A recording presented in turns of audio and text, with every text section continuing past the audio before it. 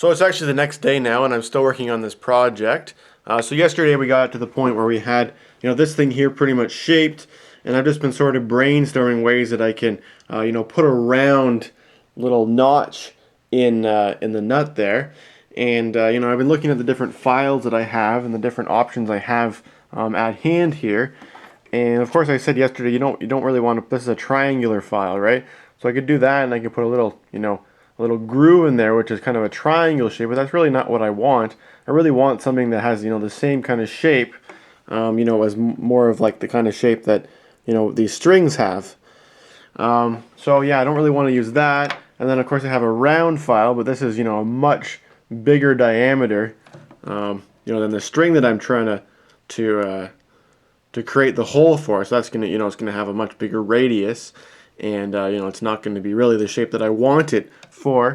And then I have this tool here, which is like a half circle kind of a file, which I was thinking, I could put this in, on this side and then flip it over, and then, round out the other side of it. Maybe start with a triangle one and kind of round it. But again, still the diameter of this circle is so much larger, than the diameter of those strings there, and it's really not going to quite create what I'm looking for in there. It's not going to give me what I've got on this one that I'm trying to replicate.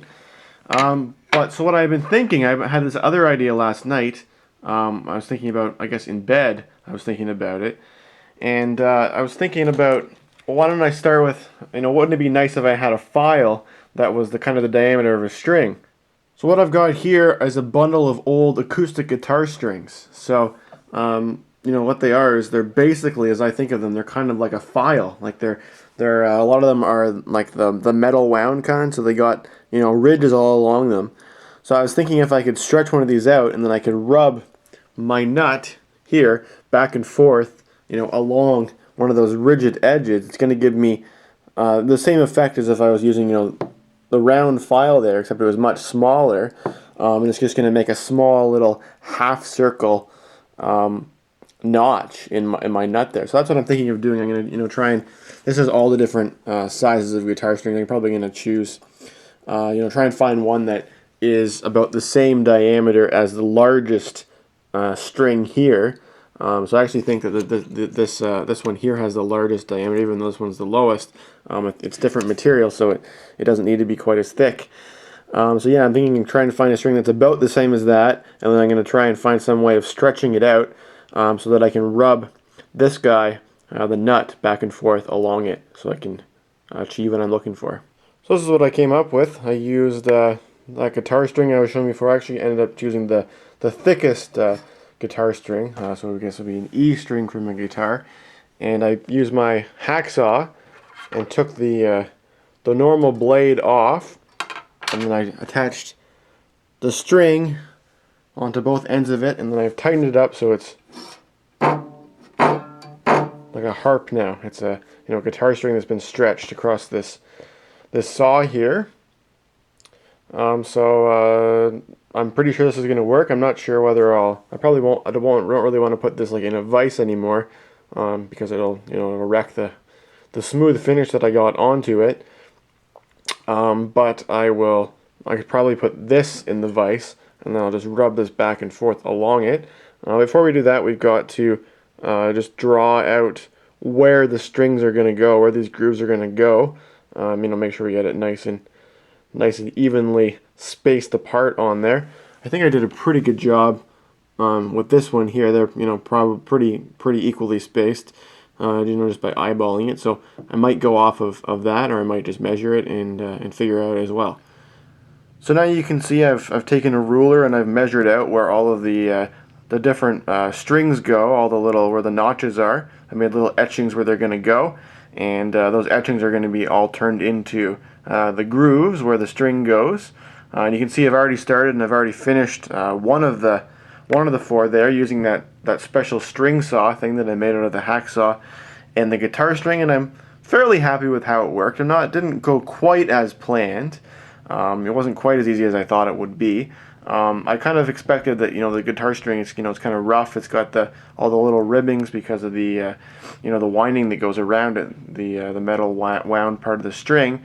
I thought that'd be nice and rough, and it would really take off a lot of material. But as it turns out, those little edges are not quite the same as the edge of a file. The file, it kind of looks kind of similar, but the file really has sharp edges on it, and where the other one, it's just edges. They're kind of rounded off, and so there's not a whole lot of friction between the two going back and forth. So you're kind of rubbing all the time, but doesn't really seem like it's removing the material. Like there isn't like little flakes of plastic that's coming off.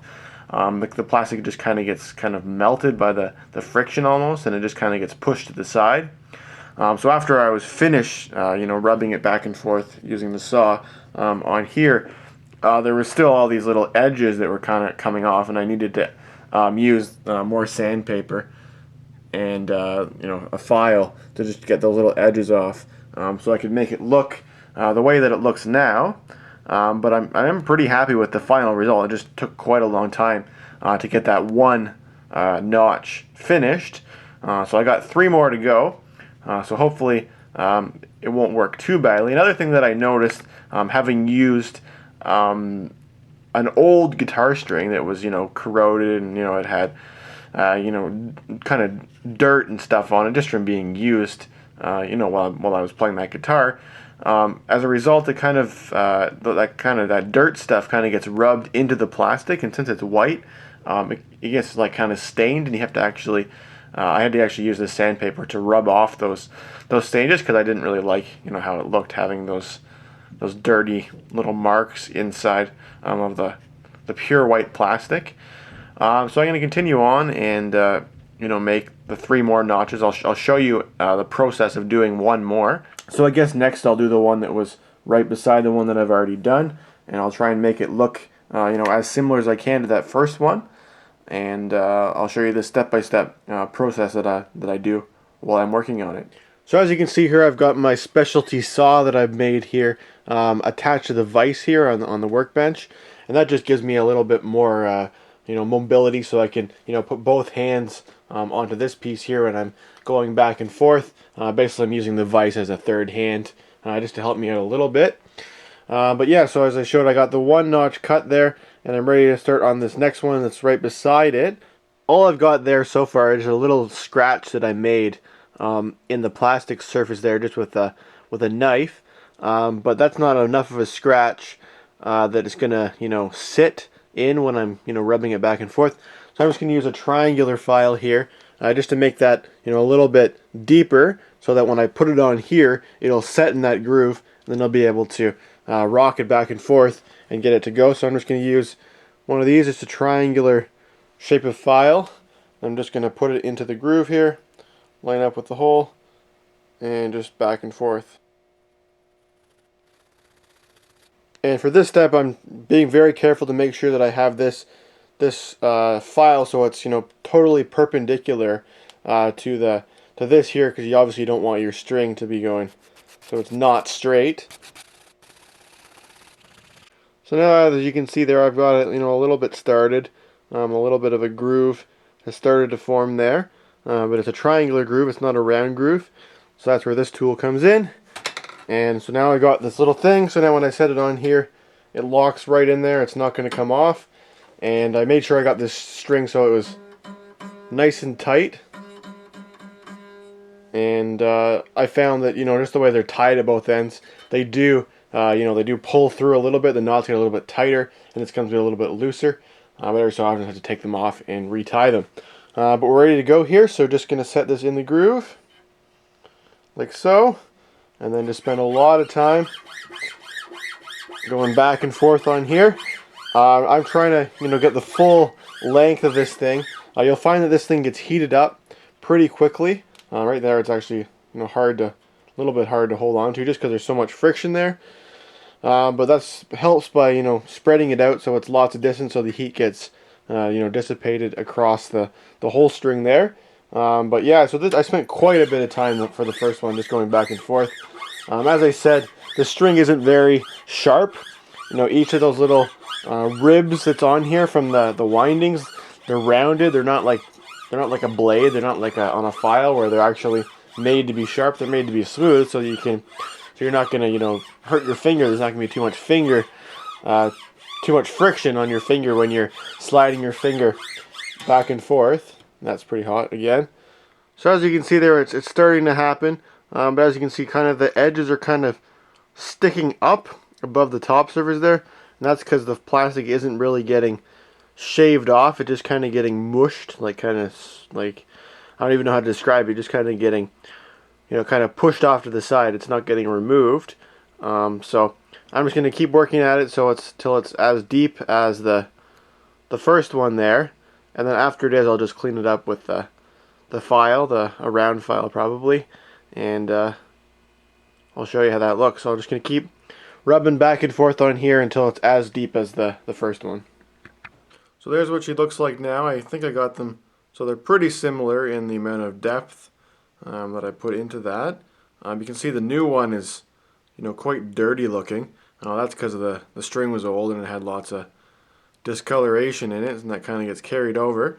But it really doesn't matter because now we're going to, as I said, we're going to brush off all of those little edges there that are kind of sticking up and sticking all over the place using the triangular file here. So just gonna kind of go back and forth and just try and get all the little edges that are kind of sticking up. Just get rid of them. My idea here is that the file is not going to misshape the hole. It's still going to be a round half circle. It's not going to be triangular. We're just going to kind of round off those little corners there where the little flap things are sticking up, and hopefully it should look like the first one that I did, and it should look like the way that one of these nuts normally looks when it's been cast or been in a mold. Obviously when they make these in the factory, they don't do it like this because it would be very time consuming. They just have a mold where they pour the plastic in and it forms in the shape that they need it, and it works for them.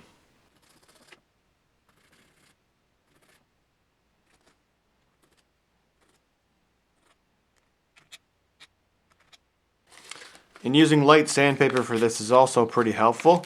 You can kind of just fold it and rub it in the crack there to get down to the bottom.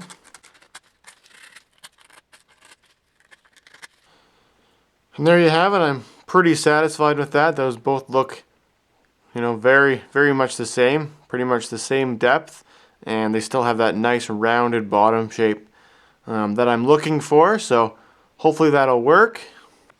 I've also spent some time and took off the wooden nut that I had on there just so I could, try putting this thing inside of there, making sure it's going to fit. And right now when I put the strings onto it, I can already see that they're sitting, too high. As you can see from the side view there, they're pretty far away from the frets, which is, well, it's going to keep them from buzzing, but it's also going to mean that you have to push down, really far on them.